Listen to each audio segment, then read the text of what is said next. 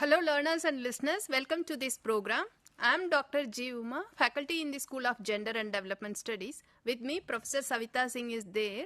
She is the founder director as well as she is also the program coordinator for the MA Gender and Development Studies. Today, we will introduce the program MA Gender and Development Studies. After introducing the program, specifically, I requested Professor Savita Singh to explain about the research methodologies in gender and development studies. Let me introduce the program MA Gender and Development Studies. Before I get into the objectives of the program, I will ask Professor Savita Singh to explain the significance of MA in Gender and Development Studies. How this program specifically very unique and how it is uniquely designed and developed from other social sciences program. So, thank you, Uma. It is so wonderful to connect to our learners and to people generally who would like to know about our program, particularly this one that we are talking about, MA in Gender and Development Studies. See, Uma posed 3 questions to talk about the specificity of this MA, then to talk about how it is different from other courses and programs in social sciences, and what its implications are for the learners. So to begin with, I would like to say that it is quite a unique MA program in social sciences. That is to say, it is a program that looks at a very important part of our human society, our social structure. That is to say, instead of looking at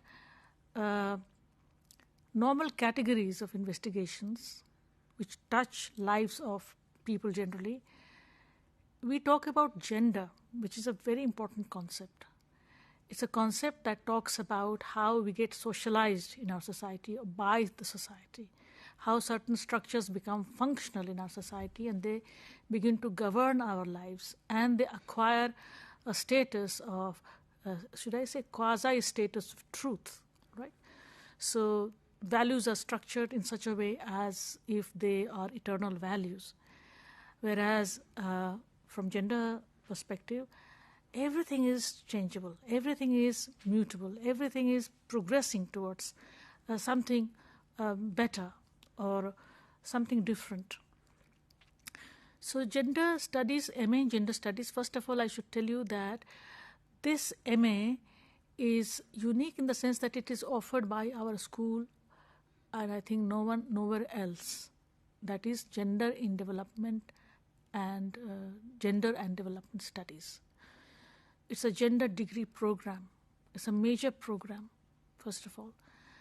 The specificity of its structure, we will be unraveling it very soon. You'll see how it is, and the entire academic program and courses are structured.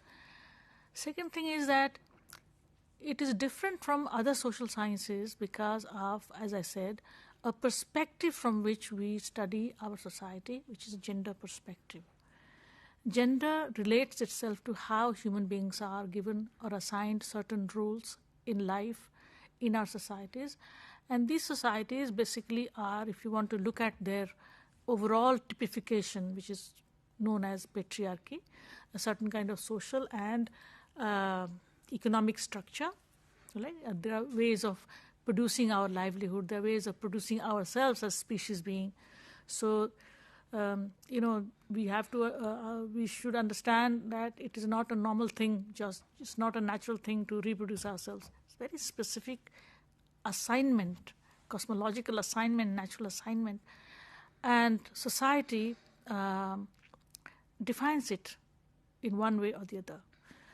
So gender is a concept that allows us to see that human beings are constructed into certain human beings, particularly according to their sexuality, according to their gender, as you would know.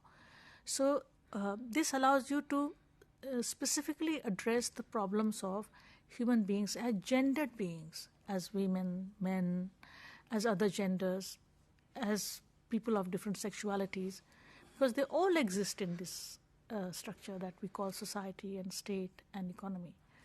So the implication of this particular way of looking at our social reality is to understand our reality more critically, more reflexively, and with an awareness that things ought to change, because as they are arranged today, they are not an ideal arrangement. It's not an ideal arrangement. Thank you. Before we request Professor Savita Singh to explain further, I will talk about the objectives of this program. The program seeks to enable learners to analyze the extent of gender sensitive or development interventions. Whatever the development interventions, both state and non-state actors, they take it. How far they have a gender sensitivity in their development interventions, as well as we have a separate course on gender analysis, and we will critically analyze the gender differentials in select development sector, and we identify the appropriate research design and methodologies for the range of research problem that we explain further how the research methodology component is properly integrated into this program, then suggest positive affirmative action in development planning and practice to promote gender equity and equality. These are the objectives of this program.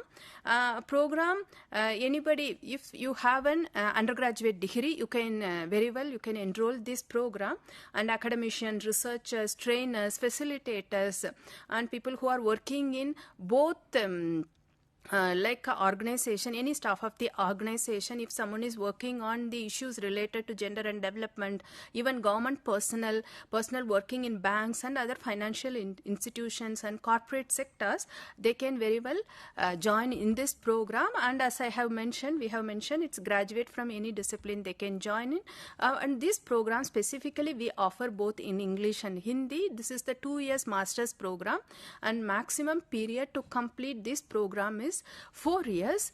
And as you know, IGNOU has this program offers both July and January sessions, and we have a calendar of activities. Once you enroll the program, you will get the course material, and you have to go through the course material, and for each course you have to submit one assignments. The assignment questions we will upload on the IGNOU website in the month of July, and you need to submit one research projects as part of this program. And this is the yearly program. So after completing an year, then you have to take up the term and exams. Our university will conduct the term and exam both in the month of June and December. Before I explain further about the program structure, I may ask Professor Savita Singh to how specifically we have developed the self-instructional material. All right, so this is also something very special in the way we have developed our course material. For example, it's on a altered conception of what a textbook is like. The material, of course, it's kind of a very ideal material.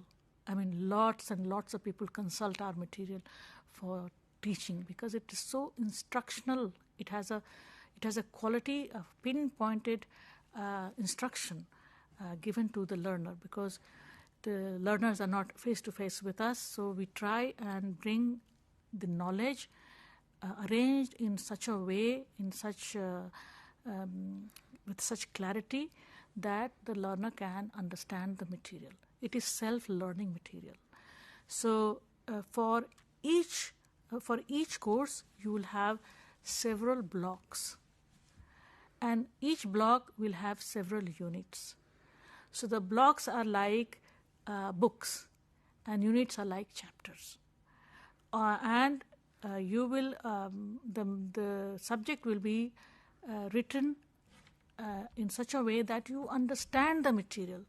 For example, there would be definitions, there would be historical background, the contemporary discourses that are going on, data, the latest data. That is why we also revise our programs from time to time, because data changes, policies change.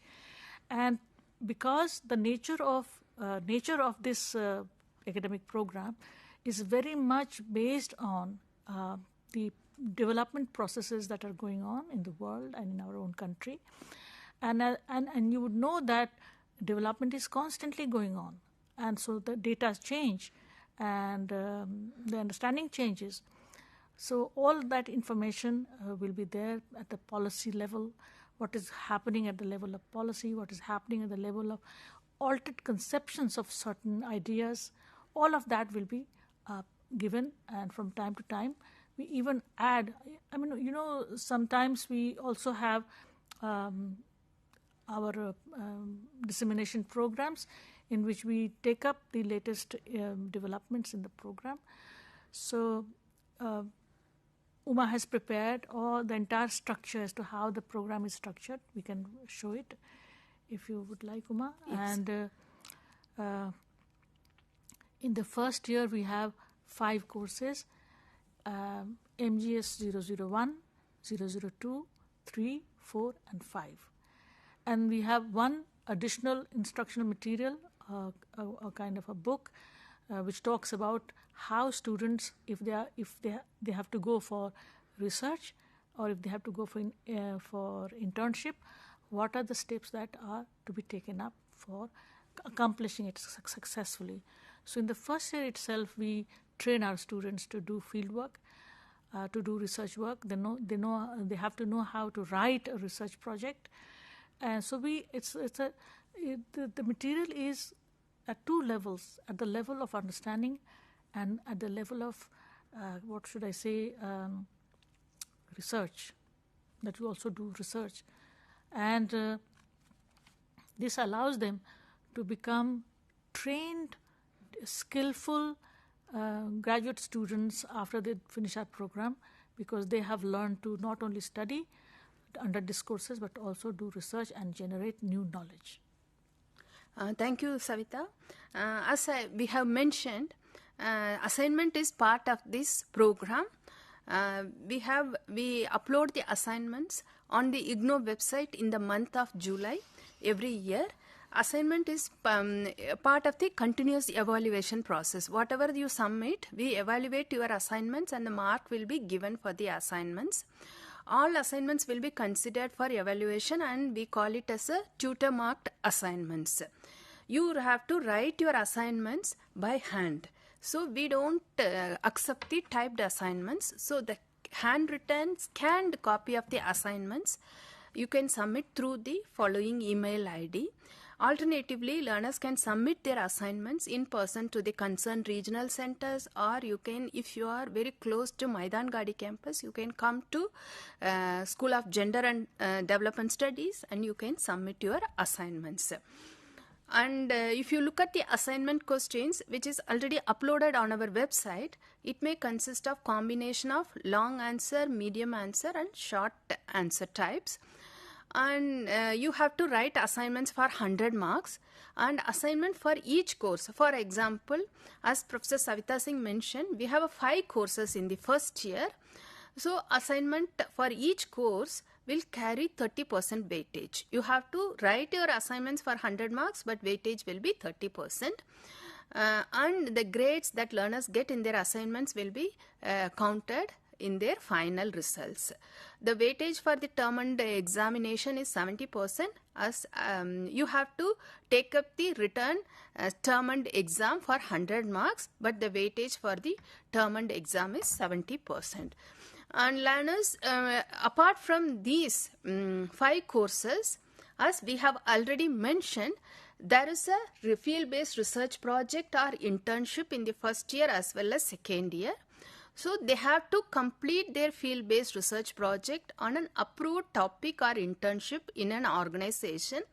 We will talk about how to choose the topic to do the research and all. You have to identify the topic to do the research, as well as you have to find out the organization to do the internship. Either you can choose the field-based research project or you can do the internship. If you have any doubt with regard to field-based research project and or internship, you can very well mail it to Professor Savita Singh. The mail ID is given on our website, or Dr. G. Uma. Both of us are a program coordinators.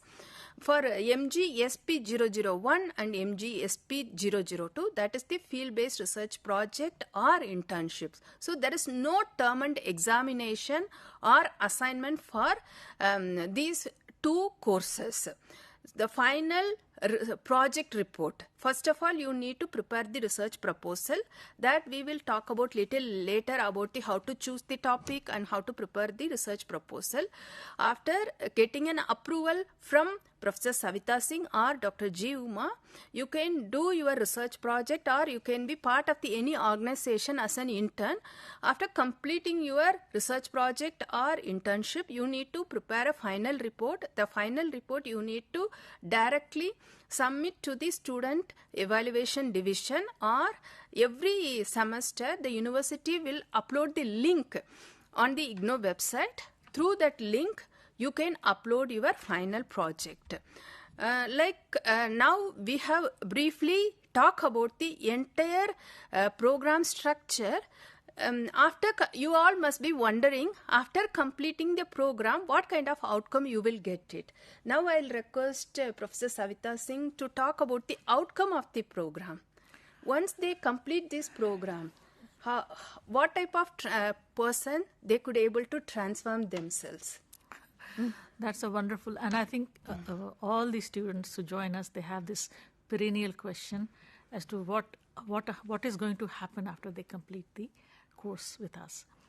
First of all, you become far more knowledgeable than you were earlier. Secondly, knowledgeable not in the sense accumulated knowledge sense, but in a reflective and critical sense.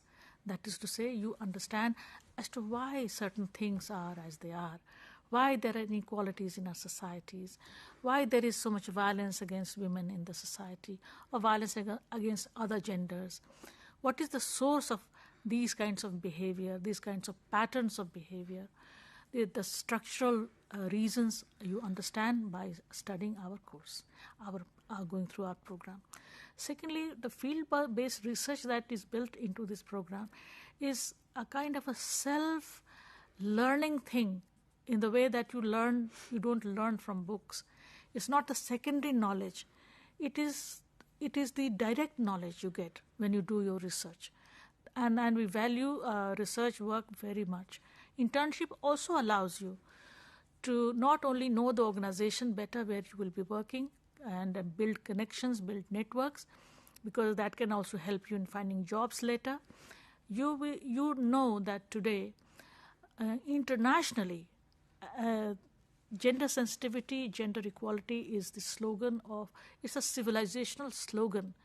All societies are addressing the problem of gender inequality, which is reflected in the gender roles, as it is called, as to men and women perform different roles in the society. Why do they do that? Because they might be because they are all human beings with similar kinds of minds and consciousness, they would be able to do all the jobs, assigned to them, apart from one that is assigned according to your gender. So you will understand as to why these gender roles are so important to run this society in which we live. And then you'll be able to link it with the patterns of reproduced inequalities. Because as long as we are trapped in our gender roles, we will not be able to transform the structure. We will only allow the same structure to reproduce itself. So it's kind of an awareness is very important, and that you learn from the course.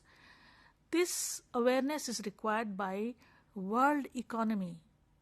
Our economies are changing. We are in a post-globalized economy where nature of work is changing. Human beings are supposed to be performing different kinds of jobs because technology is growing faster than we had ever imagined.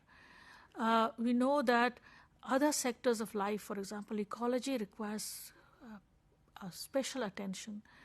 So the green economy has come into being. Green politics is now a requirement. our students, GD students, are sensitized in all these matters. That is to say, this course allows you to imagine a society which will be better than the one that we have, that we become, as conscious beings, we become the agents of change, and as it is said, not only agents of change, we become the change.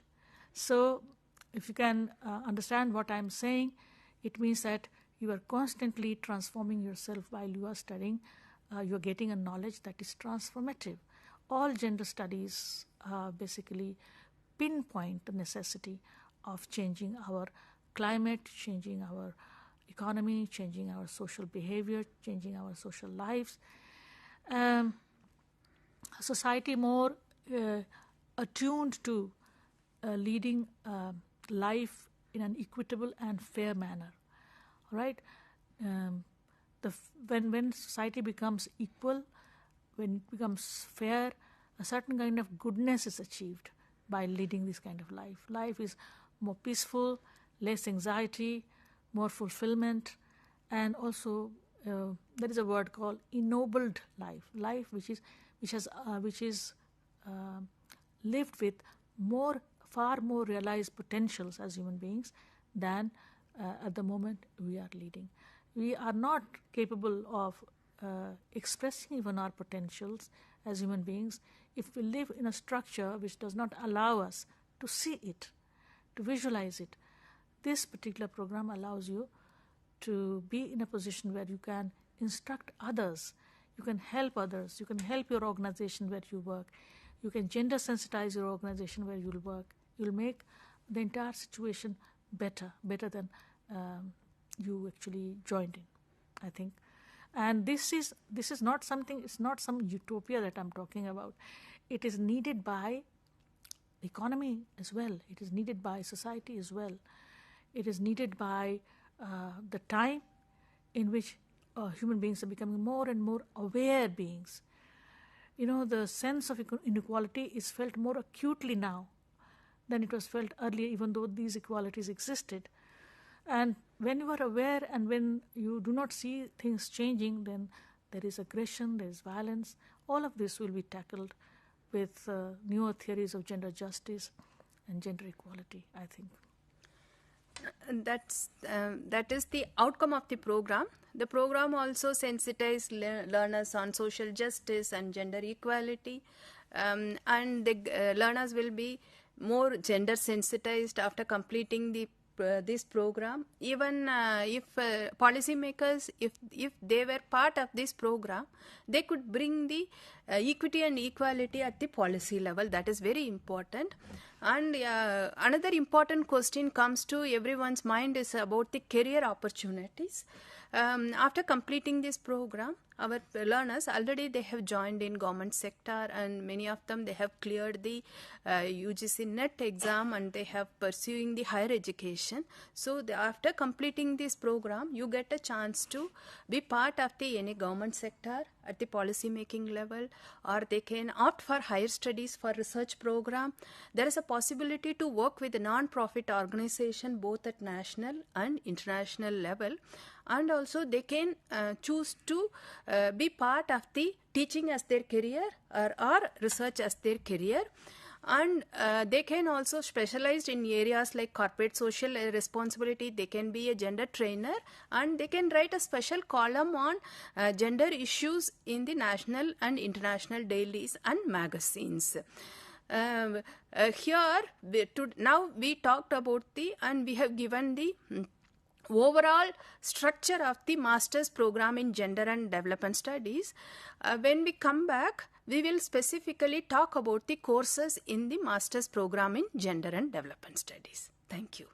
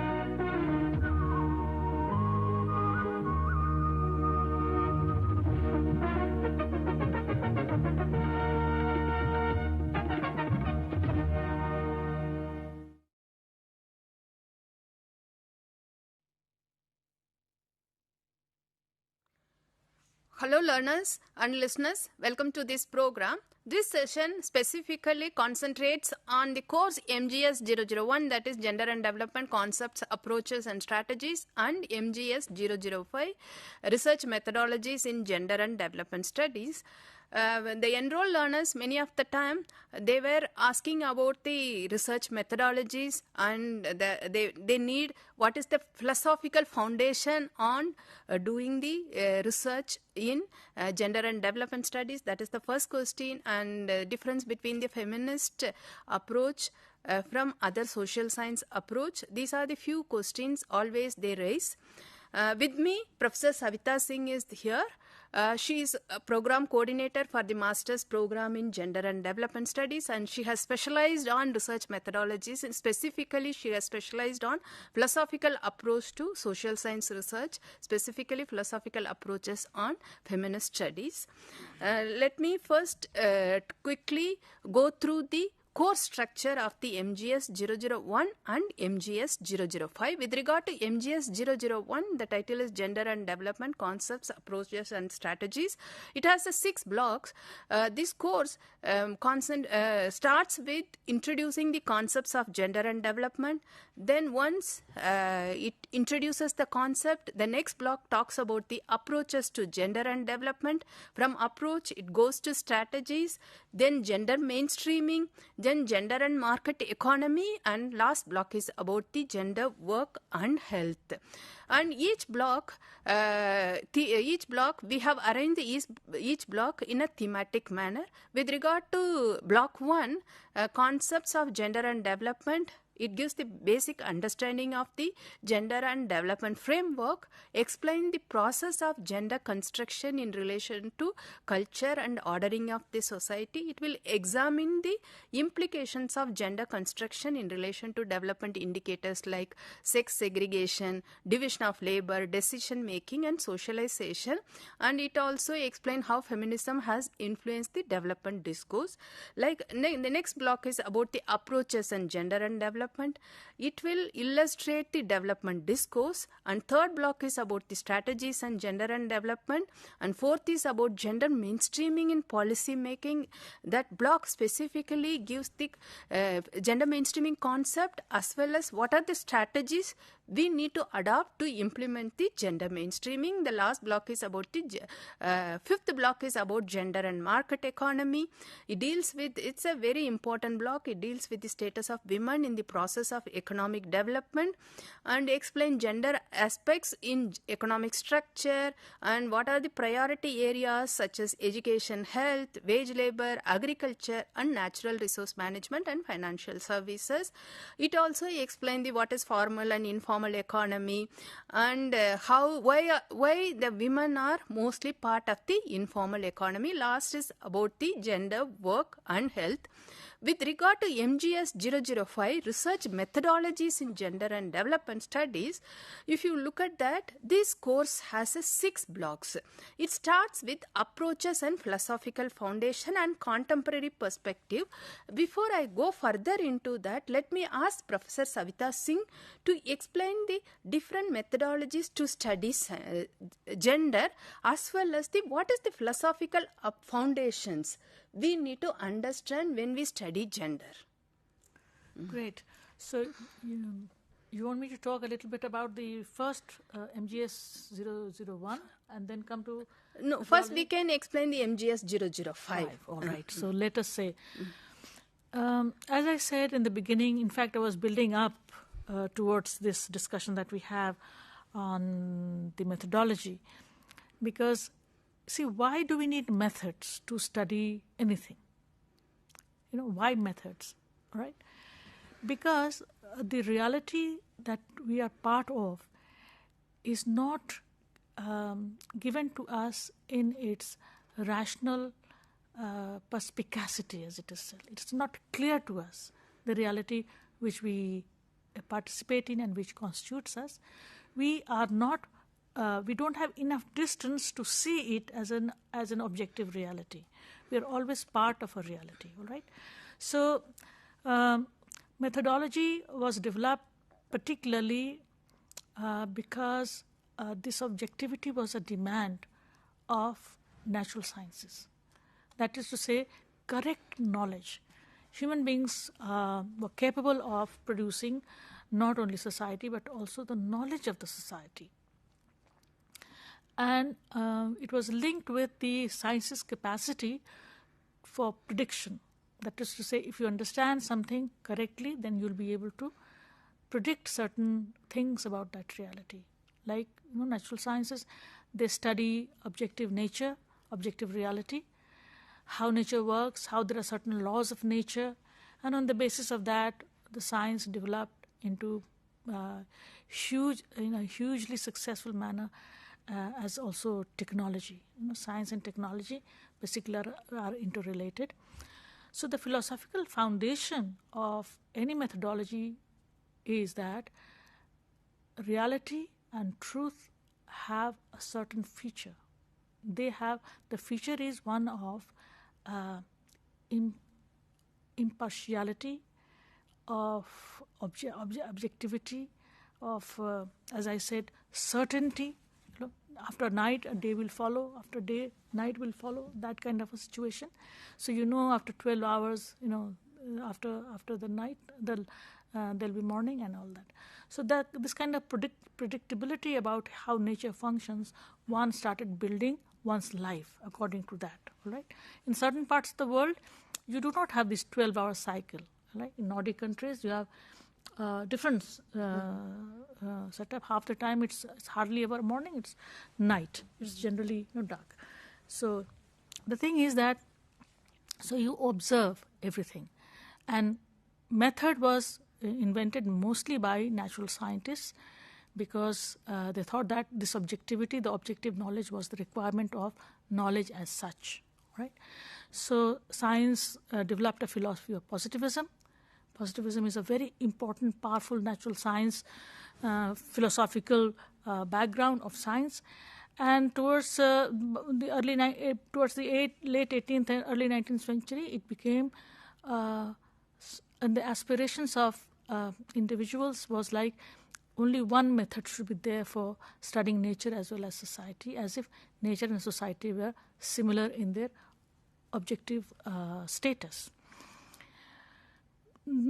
This made a lot of created a lot of difficulties about studying human society. The aspiration of social sciences, of course, is to have this kind of empirical knowledge, empirically derived knowledge that would have a similar kind of implication as you would have in natural sciences, because they are all experimentation based knowledge system. So in most of the other social sciences, you have this kind of background where empirical knowledge, inductive knowledge, knowledge based on collection of facts, all those things became very, very important to make a sense of the reality of which one was a part. But criticisms began straight away, and particularly in hermeneutics and interpretive social sciences, alternative social sciences developed, because it was found that human beings were not interpretive, they were not mute species. They had language in which they could express every mood, every change in their understanding of things. As a result, this alternative method developed, and it influenced feminism to a large extent. That is to say, the first thing that was arrived at was that things change. People change their understanding. Objectivity is not something that will fix once and for all the nature of reality we are part of or we are constituted by. So the notion of objectivity itself came under what is called criticism. Feminists, after the development of their understanding of how societies were unequal, particularly in terms of their own aspirations and lives, they said that we require a different method, very, very much close to an alternative social science method. And they said that how we understand the world is not as to how it exists in itself, but how it appears to us, how it relates to us. And so our standpoint from where we are standing in the society, we have to look at the reality again to be able to produce a system of knowledge which will allow the society to become more fair and equitable. So the methodology, that sense of methodology that I was talking about, scientific methods, that came under severe criticism by feminists, as it came under severe criticism by the hermeneuticians, the alternative social scientists, who said that human beings make this history differently, they speak different languages, they are a part of different kinds of culture. So all of these differences should reflect in the method and the kind of reality we built upon that. So interpretive method came upon, which was also very critical of. Then critical theory came, that was also very critical of positivism. Unity of method was a myth, they said. We need to study our human society differently. And so when feminism got a background or a base on which they stood, and they said, reality seems very different from our standpoint. And so the reality is also related to how we experience it. And feminist experience became very important ingredient of building a separate kind of method. As a result, feminist knowledge today known as, the epistemology is known as standpoint theory. That is to say, the subjectivity of human life, of our life, as I described in various kinds of differences that we have in terms of context, history, and language, they all became very important ingredients and aspects of studying our society, and it changed the previous understanding of method. So we as human beings, we as women, are very much part of this reality we want to understand. So it cannot be objective in that previous sense. We need a stronger objectivity, as it is said. That is to say, we have to re-examine the positivistic understanding of objectivity and start afresh. So serious improvements and changes took place in what is known as how we gather our facts, that is the sampling methods, how we aggregate them. That's where our methods change.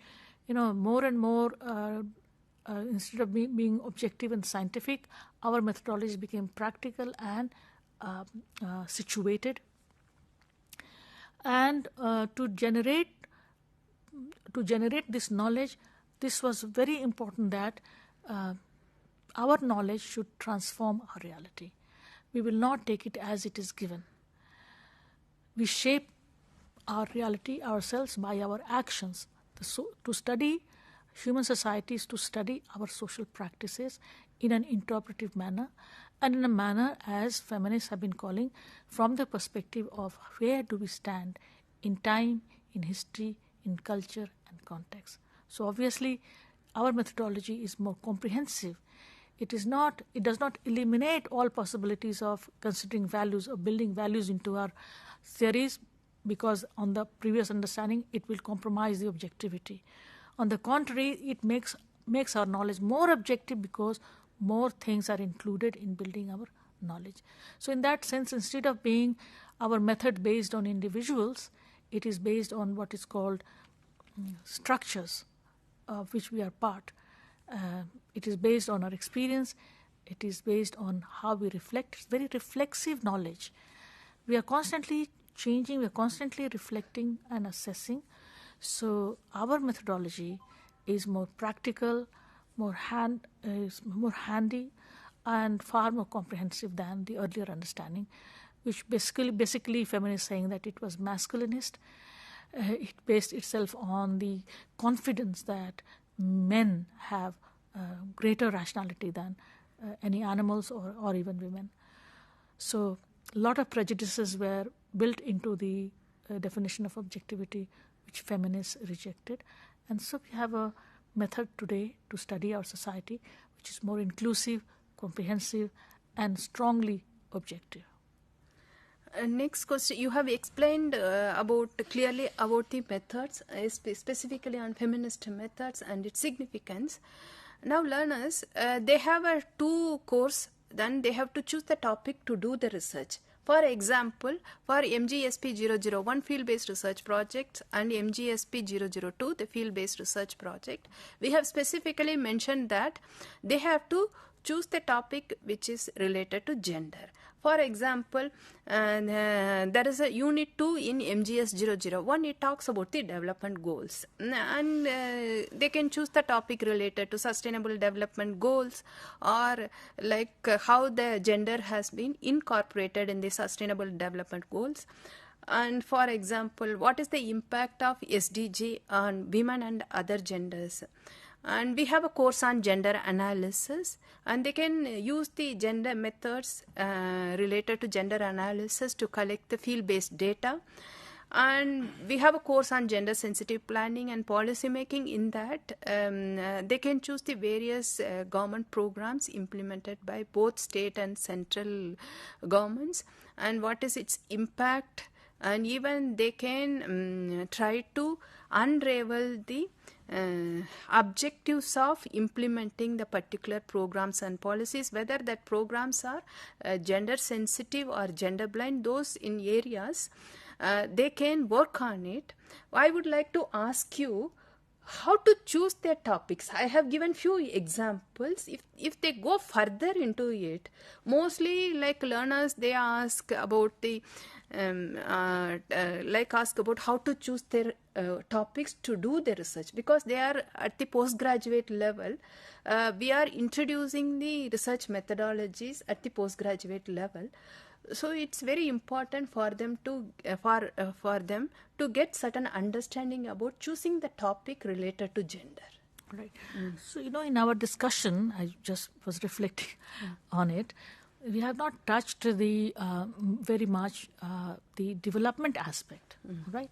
So, because it is gender and development. So, the first thing that has to be understood is, just as I pointed out about our methodology allows us to see reality differently. So, till the early 20th century or even mid-20th century, it was believed that one particular model of development is good for everyone.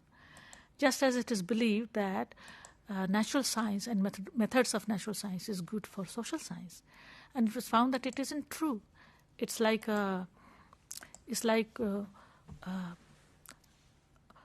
making a mistake, basically, by assuming. These are mistaken assumptions, I would say.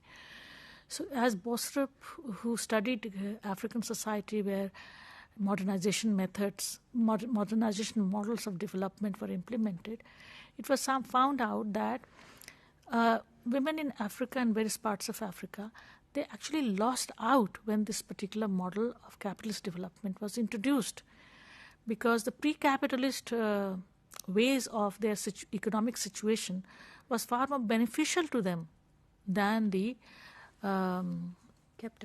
capitalist model of development based on the philosophy of modernization, because it allowed individuals to be individualized. It assumed that individuals have property rights, particularly men have property rights, and so it is good for also women to share in that kind of property rights. And so the model assumed this inequality between men and women, which it existed in reality. So now that we have a very different economy from what the economy was, say, even 50 or 60 years back, we have an economy which is post-global, and it is an outcome of neoliberal economic policies, where it is far more individualized than it was, say, even 50 years ago. Also, the nature of capital has changed, which is now, it's not a concrete capital, it's the finance capital. It's an era of capitalist development where you actually don't see capital as such. It's like the numbers, and they are the technology is now handling the finance in such a way that it's just something that in terms of numbers. So all of this, what kind of impact it has on women's work, how it is impacting their lives, their relationship, their lives, the work-life balance is a very important topic to be looked at, because changed nature of economy has allowed women also to participate in the economy. And The participation rates in the labor force in India at least keeps fluctuating, but more and more women, of course, work in the economy today. So one topic would be to just examine as to what is the changing pattern of their economic life, the consequences of their participation in the economy more openly than it was previously, which was a kind of a domestic economy in which they were basically working, and it was mostly unpaid labor for which they labored. Women are now going for paid work more than earlier. So we have in India an economy which is divided into two parts. One is formal and the other one is informal. 90% of women work in informal economy, precisely because their labor is still not valued as much as labor of men, who are considered productive labor, is valued. So obviously this entire field of economy is very important for our students in gender and development to pick up topics from. Changing nature of job, changing pattern of participation in labor force, changing nature of work as such, the changing economies of the world, migration, that is very important, labor migration. Women are migrating from one country to the other in a very large number just for jobs. The domestic life has not been destroyed completely, but that life has also changed, so even that needs to be studied. The reevaluation of domestic labor is very important. Looking into the situation of paid and unpaid work is very important topic. Also, the gender gap, in spite of so many policies internationally conceptualized and implemented, and also nationally conceptualized and implemented, why are they not helping women to become stronger and have an equitable position in the economy and society? These are some of the very important areas to work in, and it is also important, as I'm talking about, that new data is generated internationally by UNESCO, by UN Women, by ILO, by many international agencies which are working and which are very strong on gender equity and equality. So even studying how these international organizations are networking, how they are helping nations to make up their minds about gender mainstreaming their policies, gender budgeting their budgets. All these areas are very important. But apart from that, at the level our learners are situated, because they'll be doing, the small projects, they can select something that is important in their own area, in their own locality, in their geographical, gender and geography is also a very important subject. So looking at the local area where you are situated in terms of, young women working in factories, existing gender violence in the families, low level of education because of poverty or because of gender insensitivity, all these topics are very important. Some of our students have been working constantly on gender violence because the domestic violence is still not receding. It's very, very it's kind of an undying thing. So finding out the different reasons why gender violence is taking place. Society is gone beyond modernization phase, as it is called. And so women will find attractive to work outside. They will find it very interesting and life-supporting for them to go and work outside. And all these things, instead of creating well-being for them, is creating violence. So why it is so? Which are the patriarchal values that are impinging upon their lives? These are, and plus health issues, also very important. Health issues are very important. The students should look at aging of their mothers, look at the aging of older women, health issues that they face. Gender and health is also a very flourishing area of good research. So I would say that this is quite enough for our learners to understand as to what is the scope of doing research in gender and development studies. That you have very well explained about the MGS-005, Research Methodologies in Gender and Development Studies, that is the significance of feminist methods, as well as from the coursework, how they can choose the topic to do the project, field-based research project. So like from your lecture, I could able to understand that first they have to go through our units. Once they understand their units, they try to relate those concepts and theoretical understanding in the day-to-day life. In their own locality, they try to find out the topics related to their research. For example, even political representation, they can take it. Gender-based violence, you have talked about it. Now in the rural areas, many of them, after completing their schooling and graduation, they are migrating to urban areas as part of the formal or informal economy. So they can relate the concepts in the day-to-day, daily, how the women are situated or women's status and position. Accordingly, they can choose the topics. So in this 1 hour session, we could able to explain the entire program structure, as well as we could able to explain the course MGS-005, Research Methodologies in Gender and Development Studies. Thank you so much for listening this program. Thank you. Thank you very much. I hope I did not complicate things for you. I only tried in my best possible way to clarify it to you and to invite you to join our program, which is a life-transforming program. It's a program that will situate you in our society and in our economy in a much better way. Thank you. Thank you.